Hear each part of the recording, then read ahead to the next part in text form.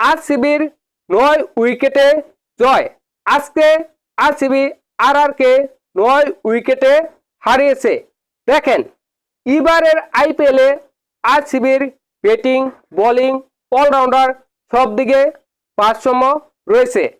RCB আইপিএলে কখনো champion হতে পারেনি। এবারে আইপিএলে হয়তোবা আরসিবি চ্যাম্পিয়ন হবে।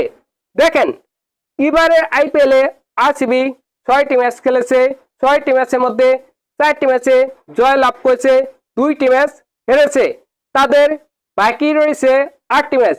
যদি আরসিবি সুপার 4-এ যেতে চায় তাহলে ওই বাকি 8টি ম্যাচের মধ্যে 4টি ম্যাচ জয় লাভ করতে হবে।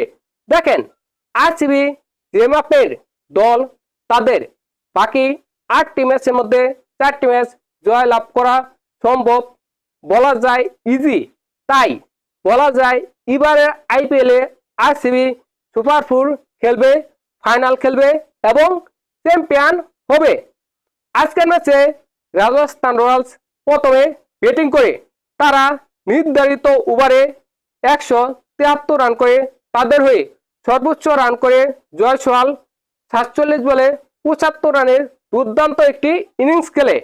এই রান চেস করতে নেমে আরসিবি অসাধারণ দুর্দান্ত খেলে। আরসিবির 2 ওপেনার জাস্ট অসাধারণ খেলেছে। ফিলিপ সল্ট আজকে জোরে ব্যাটিং করেছে।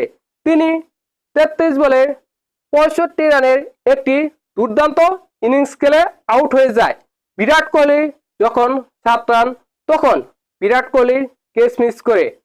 কথায় আছে ক্যাচ মিস মানে ম্যাচ মিস, সেটার আবার প্রমাণ হলো। দেখেন আজকের ম্যাচে বিরাট কোহলি 62 রান করেছে এবং অপরাজিত ছিল, দলকে জয় এনে দিয়েছে। দেবদূত পাটিল আজকের ম্যাচে অসাধারণ খেলেছে। তিনি 28 বলে 40 রানের একটি ইনিংস খেলেছে। আরসিবি আজকের ম্যাচে 9 উইকেটে জয় লাভ করেছে। দেখেন আরসিবি ব্যাটিং বোলিং ফিল্ডিং অসাধারণ। হয়তোবা আরসিবি এবারের আইপিএলে চ্যাম্পিয়ন হবে আমার মনে হয়। আপনাদের কি মনে হয় অবশ্যই কমেন্ট করে জানাবেন।